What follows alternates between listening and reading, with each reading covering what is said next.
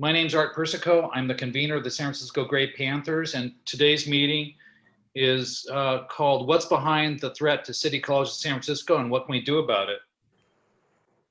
And we're really happy to be able to hold this meeting today because City College of San Francisco is a beloved institution that serves the city of San Francisco, city and county, and everybody who lives here, and people who even commute here from other places. It's had as many as 100,000 or more people attending classes in the past, and I've heard 1,800 faculty members in the past.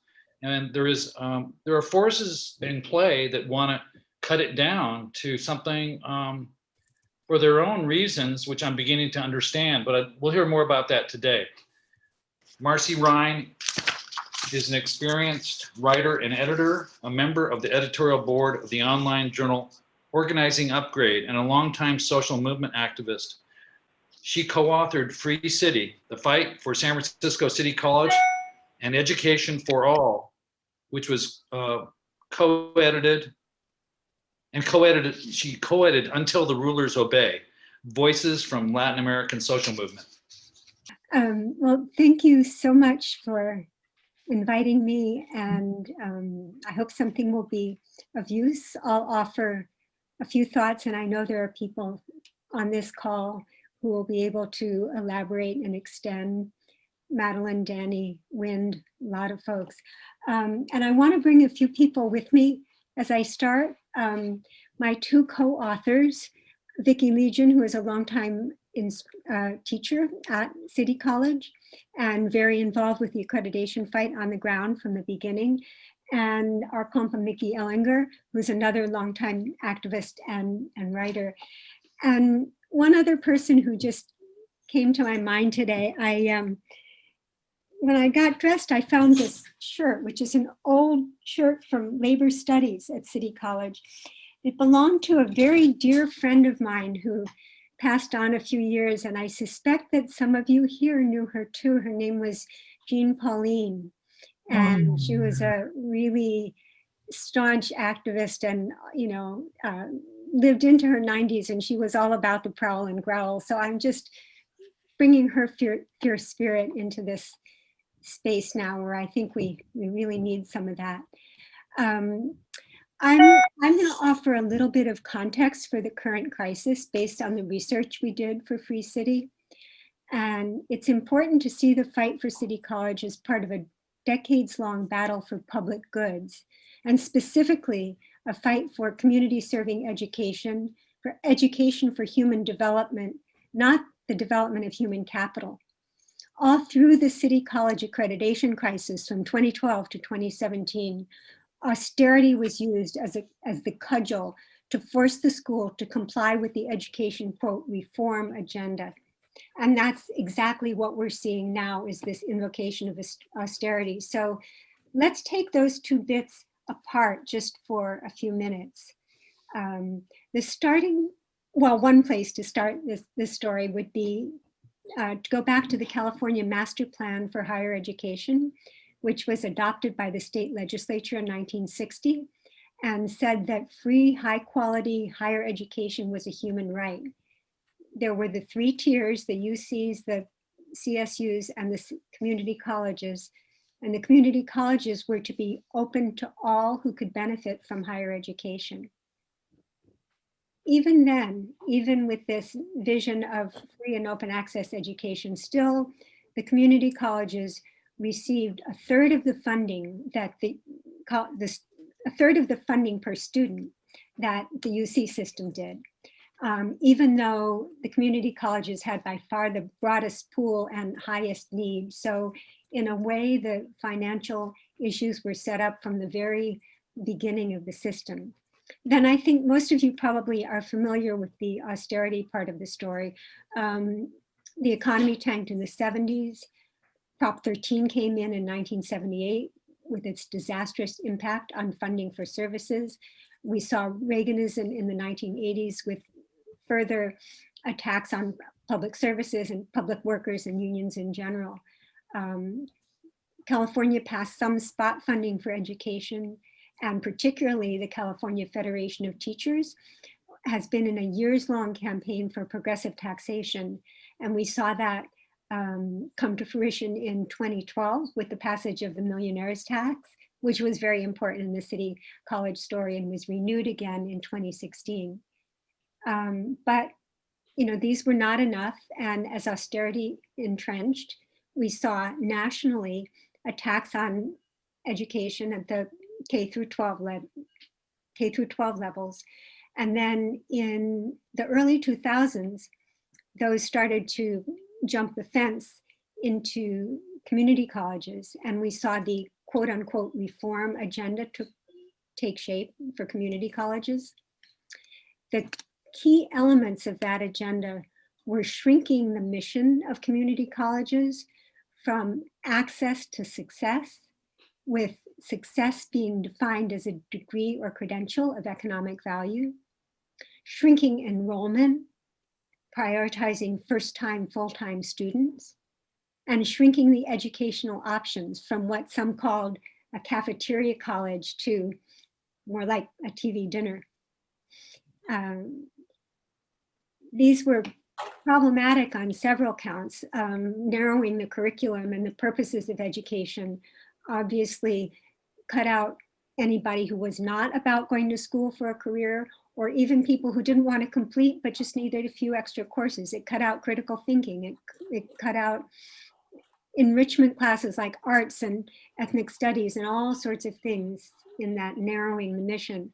And then it also leaves out most students, because community colleges, and 2012, when the whole accreditation fight started, were 80% part-time students in California. And the reason that this community college is affordable is that people can go to work and take classes exactly because they can go part-time.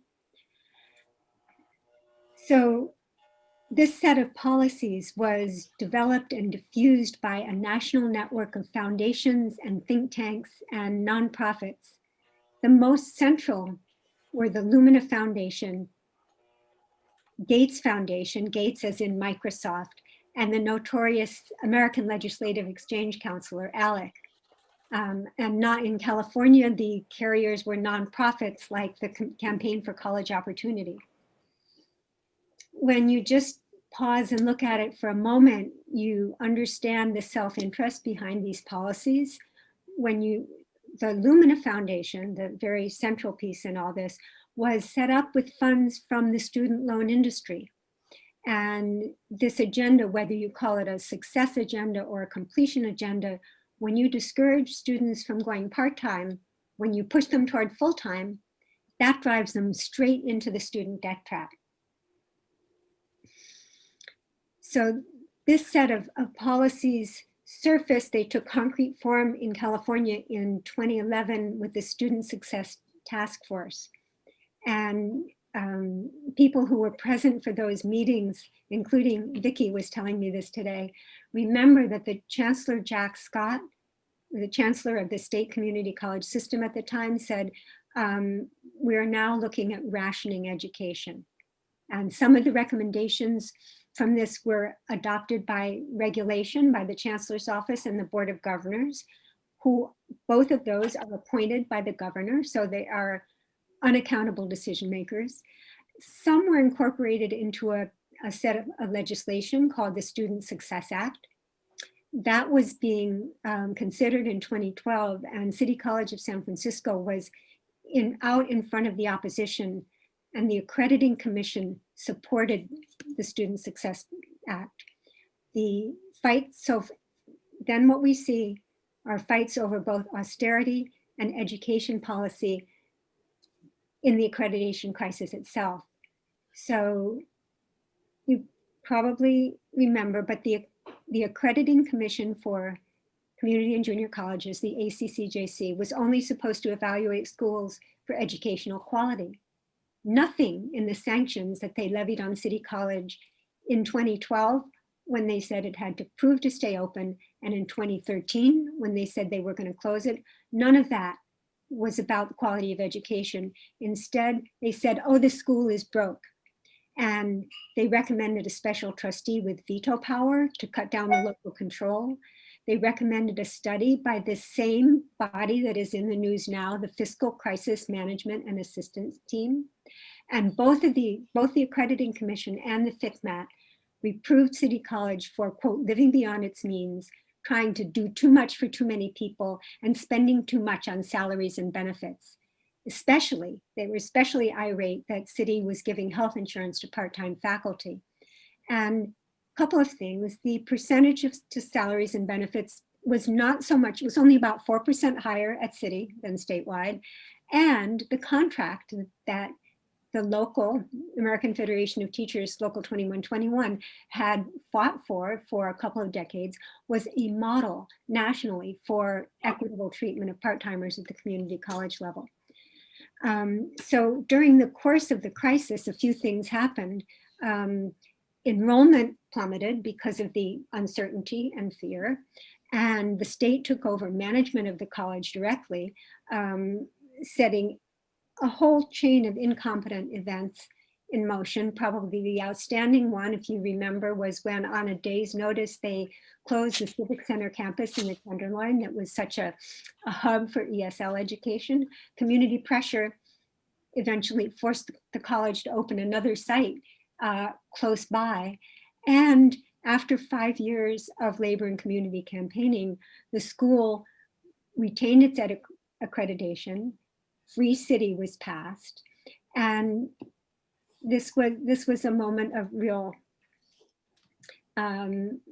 triumph for all the movements, all the people who worked on this. But while the accreditation crisis was unrolling, so were the Student Success Act policies. The crisis itself took a toll on enrollment. The push-out policies of the Student Success Act took effect, and I don't want to get too deep into the weeds, but I think one thing that was very illustrative was they had this thing called the repeatability rule, which said that in a skills-based class like art, music, language, you could only repeat the class 4 times. I think that was the initial version. They may have cut it to 3, but this of course was, decimated.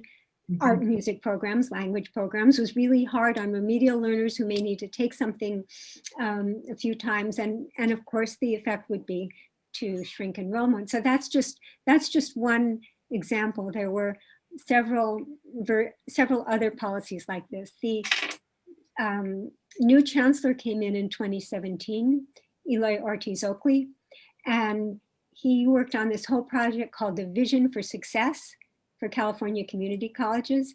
And it's worthy of note that the person who was the principal writer on that was a woman named Amy Supinger. She had been a legislative analyst, and she had been very involved in the Student Success Task Force. She was then hired by the Lumina Foundation, the foundation out of the student loan industry, as their state strategist. And she was serving in that capacity while she was helping to write Eloy Ortiz Oakley Vision for Success. So you have that agenda really embedded very core in the state. Governor Jerry Brown contributed a few good bits on his way out the door. He inserted in the budget, without debate or discussion, a few things, notably a measure changing the way community colleges were funded. So up to this point, community colleges had only been funded on the basis of how many students they had. That's called apportionment funding. Jerry Brown's new formula was pretty complicated. The couple of outstanding bits for our thinking right now. One was it made a part of the funding contingent on performance.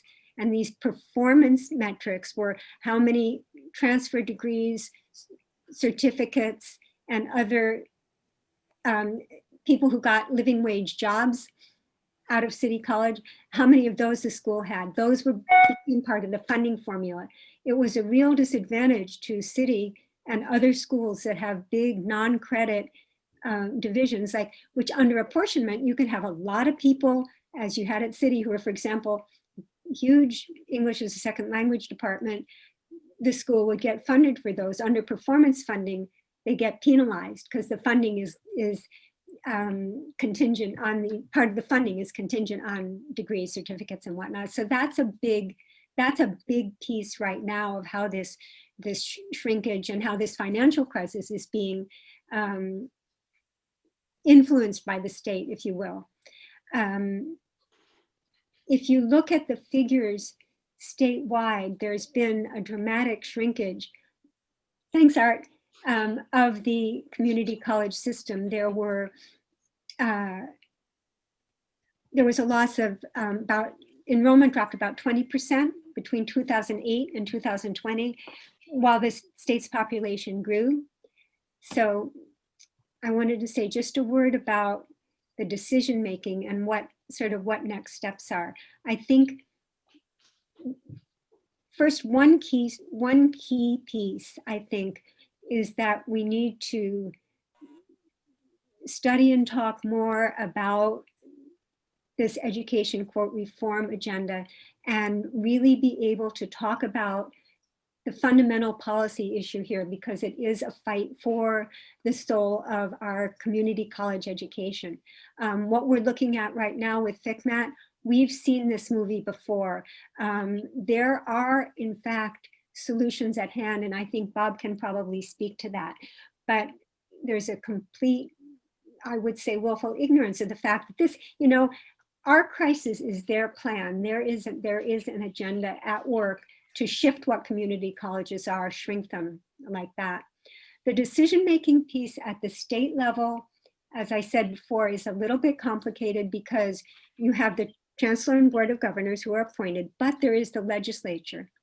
I think a problem is that we're still in the process of developing statewide coordination and network.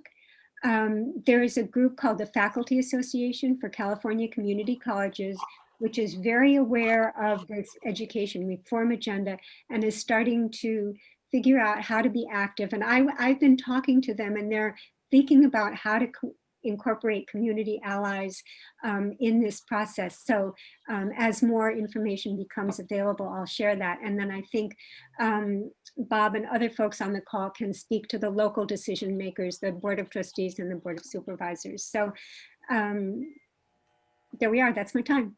Thank you. Our next speaker is Bob Fitch. Bob Fitch is on the faculty of City College of San Francisco. Actually, Bob, could you kind of introduce yourself better than I am right now?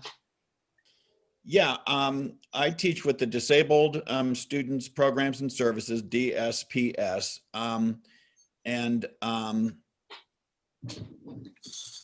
I've been with the college since 2002. I've taught like 7 or 8 different classes at 4 different campuses and 5 different community-based organizations. I've taught at Lighthouse for the Blind and Jewish Home and On Lock and the ARC and the Pomeroy Center. A lot of what I was going to say, Marcy already said, believe it or not. So I'm going to concentrate on what I call the adult education component of City College. And the populations served that I think of a lot of what City College does is almost more like a safety net, if you will. So I'm going to kind of focus on those things. City College, through its non-credit classes, has been the adult education provider for San Francisco since like 1970. There have been various name changes and reorganizations and what have you. I'm also sure that Danny and Harry and Madeline and Wind could all probably correct me when I get the chronology wrong. But for 50 years, City College in one name or another has been the one that would offer classes for older adults, adults with disabilities, adult English learners. In many communities, you may be familiar with an adult school, Berkeley Adult School, Fremont Adult School, et cetera. Those are adult schools administered by K-12 school districts, paid based on attendance, apportionment. But in San Francisco, there was a conscious, deliberate decision made to have that adult ed component folded into the college. So the college has always had a dual function, college and adult school, credit and non-credit. So obviously that makes all of the things about success-based funding and quote accreditation crisis all quite ironic, because that actually isn't about non-credit. Non-credit is, depending on if you do head count or full-time equivalent, is head count's about 34% of the college, even with more recent numbers, pre-pandemic, and 24% of the full-time equivalent. So we've been like a quarter to a third of the college for many years. So when you hear people sort of suggesting that non-credit is somehow extra or added or a burden, you're talking about eliminating a huge portion of the school. Non-credit obviously does include some non-credit classes in culinary arts and child development and other career-related classes that get special funding from something called the Adult Education Program. But the classes for older adults and disabled adults and English learners is really kind of a unique situation. Many community colleges would not be taking on all of this. So that's part of it. Another thing is looking at our demographics. Since I'm talking to the Gray Panthers, when you look at our non-credit classes, 50% of the students are over 40, 36% of the students are over 50, and 26% of the students are over 60, right? So when they start decimating those classes, I guess they're assuming that people over 40 don't vote, which is an interesting thing to think of. But there's, whoops, hold on just a second. Going to the bigger picture that Marcy was talking about, sort of the agenda against a broad view of education, making it mostly vocational training and ignoring these other aspects. I think you would all agree that when you start cutting services to vulnerable populations, the community as a whole is going to face higher costs if people end up at General Hospital and Laguna Honda and homeless or whatever else. That the cost of adult education is relative. It's good bang for the buck when you compare it to what happens when people become isolated and don't have access to activities and environments that enrich their life. The efforts to speak with the Board of Trustees and the Board of Supervisors, while I certainly understand the importance of that, I think Marcy would agree that our main problem is really with Sacramento. And one of the problems there is that they cannot seem to hold it in their head that we have two functions, that we're both the college and the adult school. That seems to be too much for them to comprehend, even though it's been true for 50 years. And that those two different programs are funded quite differently. And so I think talking to a group like this, we need to know who has access to Phil Ting or Scott Wiener or David Chu or, Governor Newsom. It's the decisions at the state level at this point are what I believe are the major problem, and that chronic underfunding of community colleges is much more the cause than trying to find fault with the Board of Trustees. You could have a whole discussion about whether publicly elected school boards and college trustees make any sense anyway, given that so many seem to be just using it as a stop along the way. But I really think that we need to try and find out who we can leverage at the state level in Sacramento and really try to hammer home the importance of the non-credit adult ed component in City College and how many people it has served. And I'm probably running out of time, but just very quickly, one of the some of the things that we used to be able to do, our health education department would send nutritionists and dietitians to senior lunch programs. Older adults and the PE department would send Tai Chi teachers to senior centers to work on balance and fall prevention. You know, not just, we love the art and the music and the drama and all of those things, but there were also classes being offered that were directly related to disability and aging management, so to speak, to avoid institutionalization. And those things have been decimated. I took the brain fitness class from Hope Levy any number of times at the public library because it was a wonderful respite from my own teaching. I'd go be a student for a while. I figured that made me a better teacher to still be a student. Anyways, that's it in a nutshell, that we are the adult school for San Francisco. San Francisco Unified does not offer classes for adults. And so when they talk about eliminating our programs, there simply isn't anyone else who's going to do it. And that's very scary. Thank you. Right now I see Danny Halford and anybody else? Okay. I actually don't have a question.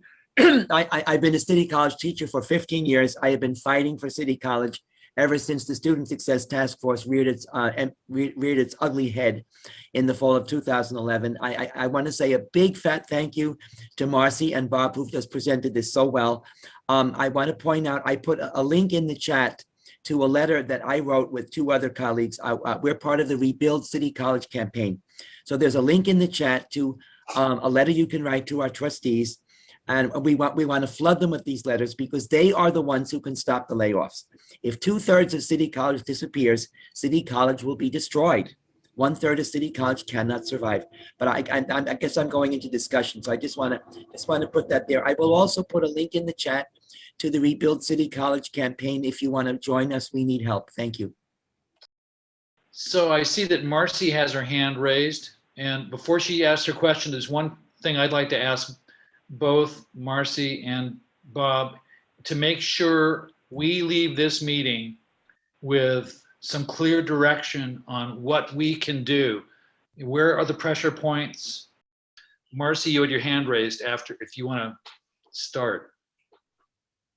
Yeah, this is actually related to that point, and it's a question for Danny or anybody else who's involved with the Rebuild City College campaign, because my understanding is that another thing that Rebuild was doing locally was actually campaigning to get the trustees to use the funds from the Federal Recovery Acts to help avoid the layoffs. And there's the school is saying that they can't, but yet that's, as I understand, what Rebuild researched, and that's totally what those funds are for. So is that something that you can speak to with a little more authority? May I? Can I speak? Yes, that's true, Marcy. The Rebuild leaders, especially Stephanie McCallum and Leslie Simon, have been meeting with the trustees individually. They've also been meeting with some of the supervisors individually.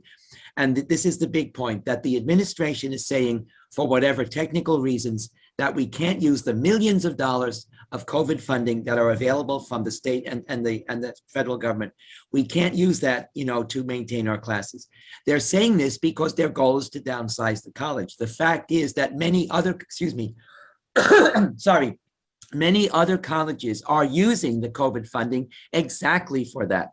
The big problem is that the City College administration is totally in line with the Sacramento agenda that Marcy has explained very clearly. This is the problem. This is why we need enormous public pressure So this is why everybody should write letters. So I put some of this, some of these links into the chat. But that's absolutely true. And the rebuild program has what's called the alternative plan to grow City College. And if you go to the website, you can read that. And they have shown this plan, I believe, to all the trustees. So there is some hope. Two of the trustees in March voted against the March 15th notices. That was the end of February. Alan Chisty and Elena Chisty and Alan Wong, the two new trustees, voted no. The other 5 voted yes. So we need 2 more on our side. We need 4 trustees to vote no. That would stop the layoffs. And Bob, I want to give you a chance to answer that. Well, a little quick housekeeping. Betty asked about adult education funding at City College.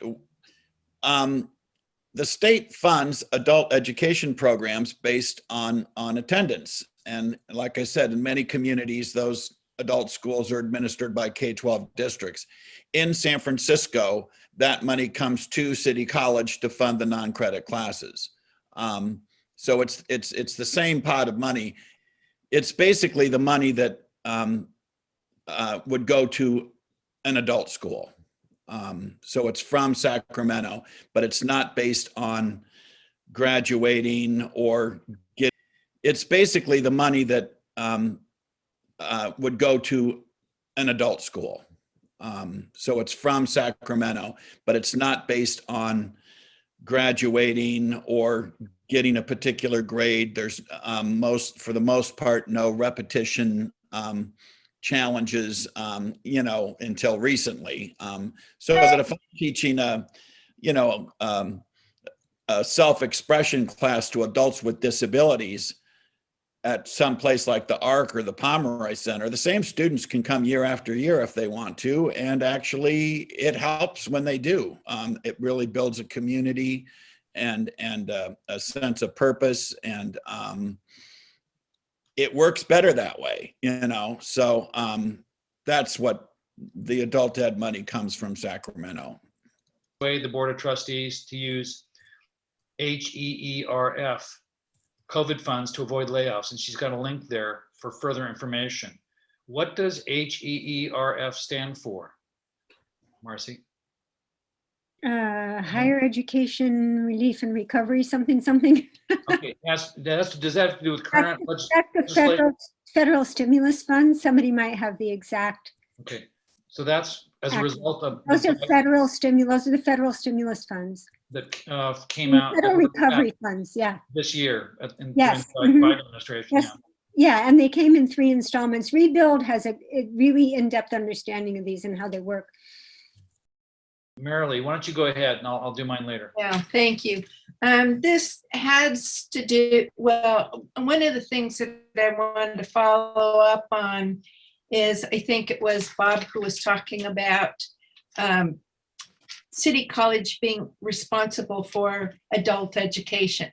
At Fort Mason, San Francisco Unified was in charge of adult education at that site for a long time. And then City College went ahead and took that over from them.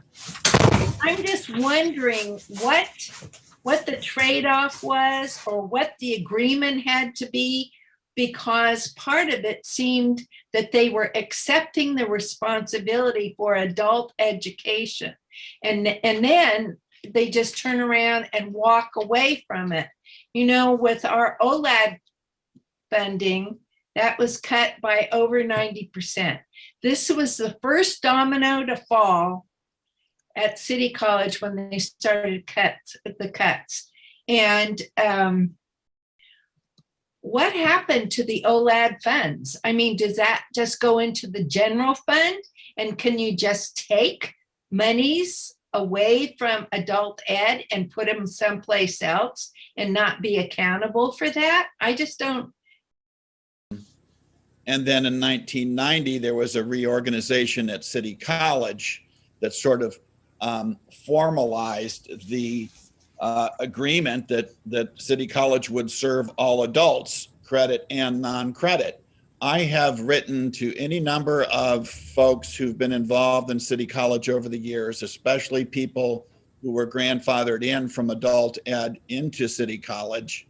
And I cannot find a document. I have been trying, I have a colleague, Chad Stevenson, in the library. We've been combing through archives, trying to find if there's actually something like an agreement or a contract or a piece of legislation that says City College shall be the provider of adult education. And Thank you. Does anybody else have a question before our break? well, a very quick follow-up. Unfortunately, adult education is not necessarily mandated. When Oakland Unified School District, when their K-12 district had one of the special trustees appointed by the state to oversee that district, he just said, I'm not going to do adult ed. I need to concentrate on K-12. And they basically eliminated, 4/5 of what had been adult education in Oakland. And evidently there's not a state law that says you have to offer it. So. Anybody, I see Marilee, go ahead. Yeah, thank you.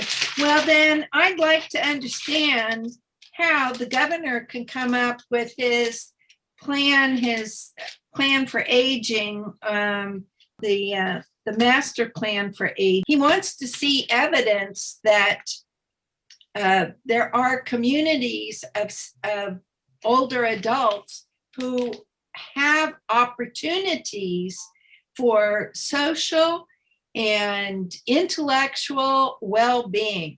So at the one hand, the governor is saying, I want to see evidence of this, as City College is wiping out anything that even approaches that.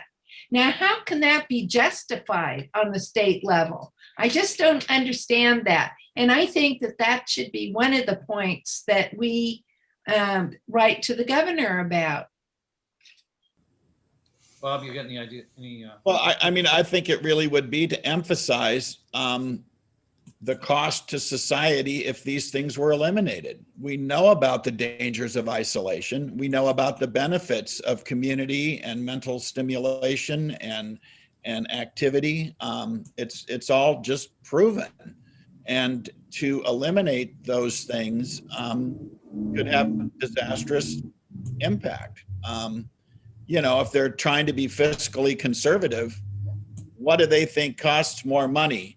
Supporting somebody, and helping them manage aging or a disability, or putting them in an institution? What do they think costs more? Just quickly, I know that there's going to be pink slips going out on May 15th, is there anything that we can do before May 15th to avert those pink slips going out? Okay, Danny, go ahead. Yeah, I already put the link. I said this before. It was quite some time. It's much earlier in the chat that we, in the Rebuild City College campaign, we wrote a letter that anybody can click on and send to all the trustees. It goes to all the trustees. So that's in the chat already. But as Art just said, if you know any of the trustees personally, or you know someone, if you have some kind of a personal in, please talk to them about, growing enrollment. But that's the number one thing. The trustees are the ones that can stop the layoffs. City Hall cannot stop the layoffs. They have no power of that.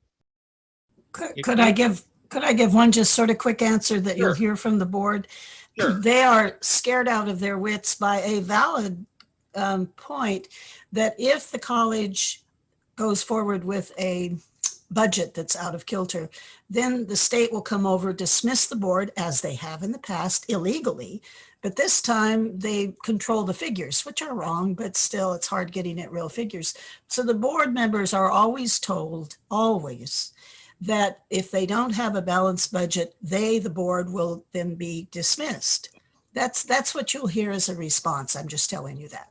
Partly it's to try to get real numbers out of the budget, and our current CFO is hiding them tremendously. So it is difficult. But yeah, you go to a person above, they will quote the ACCJC and the state chancellor. So we're back into pressuring those two components that no, until we have proper budget figures, you don't use this threat of dismissing the board.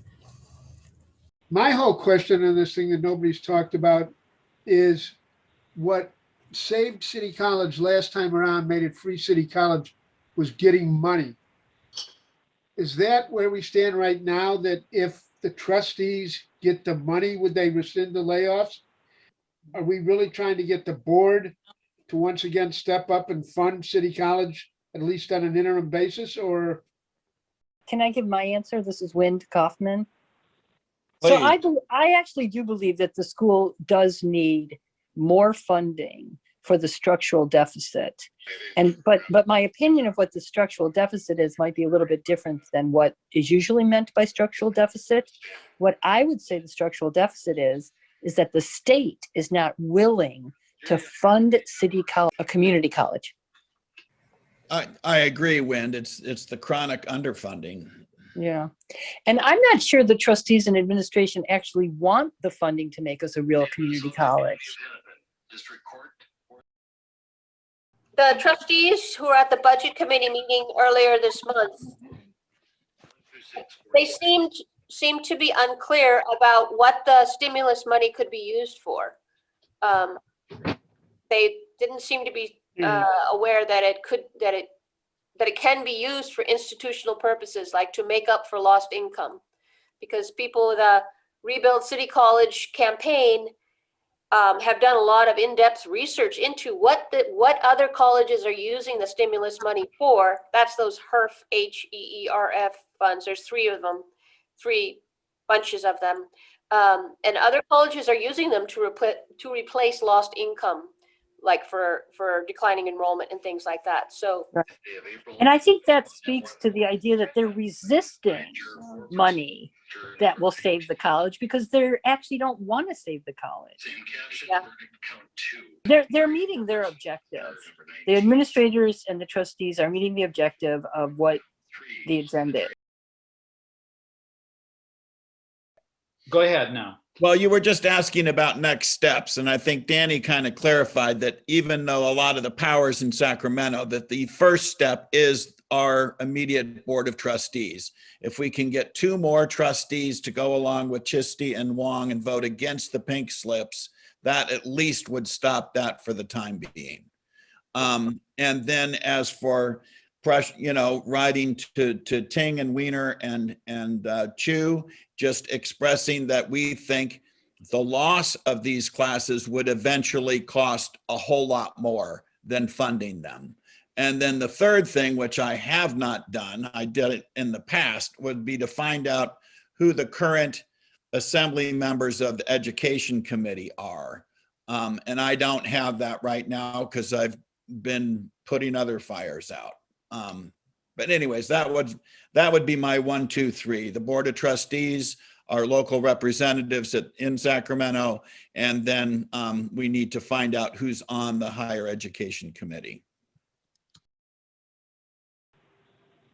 Go ahead, Yeah, Karen. I just wanted to know if anybody understands the system moving up into the state. We've been told that coming down from the state is the mandate to change the nature of the community colleges. But I don't understand who makes those decisions. Who has the final decision over that at the state level? Somebody's mentioned the legislative committee. I just don't know where it comes from. Does anybody? Well, the state chancellor is an appointed position, so that's where the governor needs to hear. Okay. Okay. Is there an equivalent of the local trustees at the state level? Madeline, go ahead on that one. Yes, the state board of governors appointed by the governor, but the state BOG definitely is the appointee of the state chancellor. And I've watched over the years, I used to do fairly formal lobbying for about 20 years on behalf of the college, sort of. And I'd spend a lot of time in Sacramento, and the state BOG has quite a bit of authority, although it's in the middle, and the governor sort of supports them. So the Board of Governors needs to be made more aware, because they're the only ones who can really control Oakley and his office. And remember that they got, the state chancellor's office got a complete statewide vote of no confidence a couple of years ago by the FACCC and all the faculty. And what did the BOG do? It extended his contract for 2 years. So they are not in our side, but they also need to be talked to. Also, I've heard that Newsom has as his higher ed rep the lieutenant governor. I don't remember. I can't pronounce her last name. What's her first name? Elena. Kolonikas, Yeah. Huh?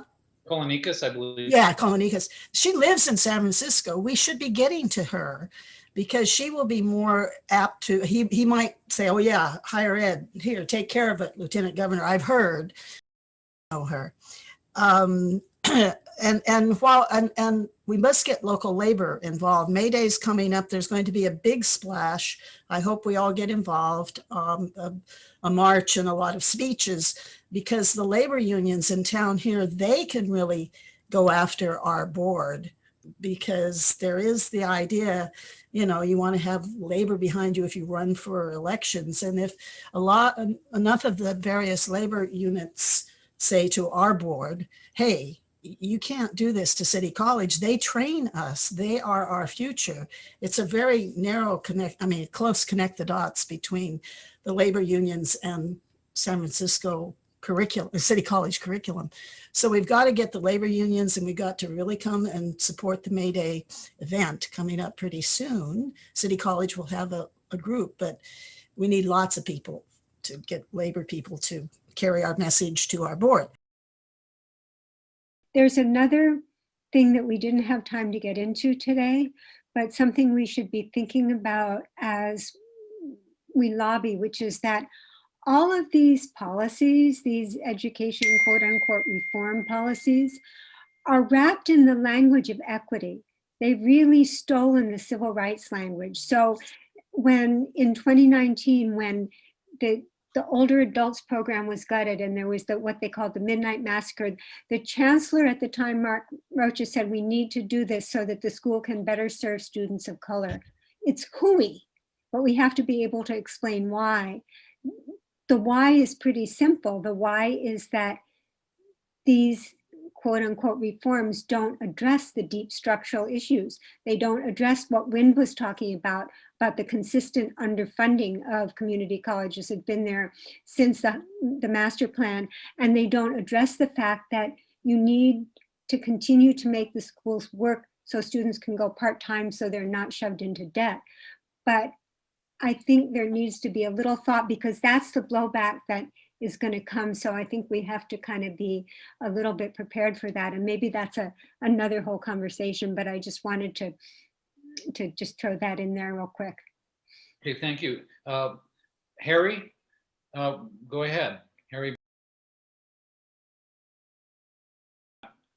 Okay, We'll just a couple things. Go ahead.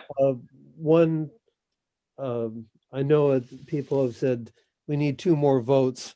I don't think we've had enough discussion to know for sure what the basis for Alan Wong and Elliot Chisney to oppose the pink slips. There was a number of reasons that were possible. I know Alan is very concerned with, he's inserted himself into the budget process, insisting that it be discussed at every meeting. So he's concerned in that way.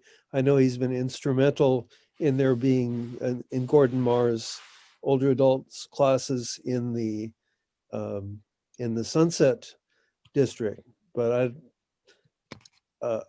I just don't know that we can assume that there is support there.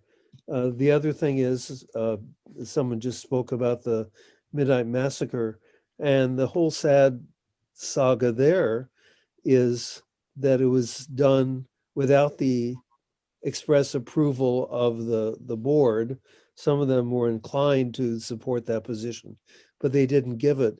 but there was no, there was 3 months of, struggle to try to get the city to help. The city wanted to help.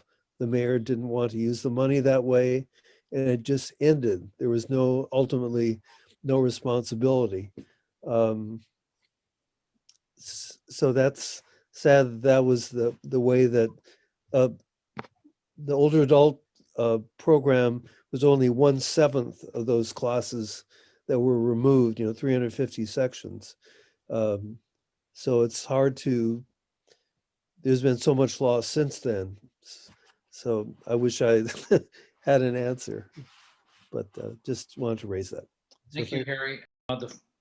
The funding, I don't think we can assume that their opposition to the layoffs at one meeting meant that they are supporting the faculty in terms of not issuing layoffs in May.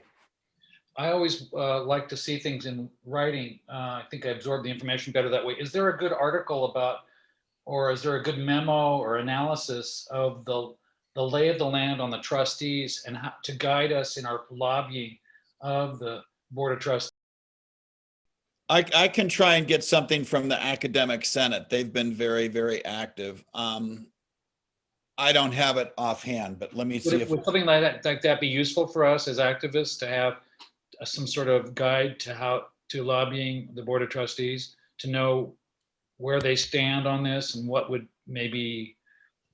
Yeah, and a little bit of their history and have they been flip-flopping. So And if they are, I'll try and find that. if So, they, it'll be readily knowable if they're progressives or they hold themselves out as progressives and then don't do the progressive thing on this. We're getting close to the end here. I'd like to give our speakers a minute each to sum up and say what they want us to take away from this today. And then we have to leave time for announcements and a Great Panther meeting. Okay, so in whatever order. my summary is a question. Harry, in the chat, you said, was I referring to the delineation agreement? Do you actually know of a piece of paper that specified City College as the adult ed provider? Harry, are you there? He's there. I think I either saw a copy of that agreement or a description of it, and I don't think it has that. I mean, I know that the when City College split off from the district, and that meant that the school district was losing some revenue. The story I heard was they said, "Oh, we can't really afford this adult education," and then City College said, "Well, we'll take it." That's just a colloquial summary, but basically that was that's the essence of it. But the legalities are not clear. Okay, Thank Mark, yeah, anything you want to finish with in a minute? Just thank you for inviting me to be part of this. And it was an incredibly generative discussion. And I can continue as I learn stuff to pass it on to you. But it seems like, for now, there are some really active groups. The AFT 2121, I put their link in the chat. They're doing continuous actions, and the rebuild group. So there's places to plug in for the organizing. And it does seem like the immediate issue of keeping the layoffs at bay in City College from being completely gutted is local, and then trying to figure out how to build statewide, but that's a little more complicated. So I think, thank you both for speaking. We really appreciate it. There are some announcements that relate to City College. I think AFT 2121 has 3 events. I think the first one is this Thursday, the 22nd. It's in the evening. Is that correct? I think I have it written down somewhere. It's 7:30 in front of Conlon Hall. Can you repeat the announcement for this Thursday, Bob? It's actually an in-person thing. Get your mask on, and marching in front of Conlon Hall on the Ocean campus at 6 o'clock Thursday evening. You'll be streaming also. That's right. Okay, and there's two other events that are listed by AFT 2121. I don't have, I'm trying to find in my paperwork here.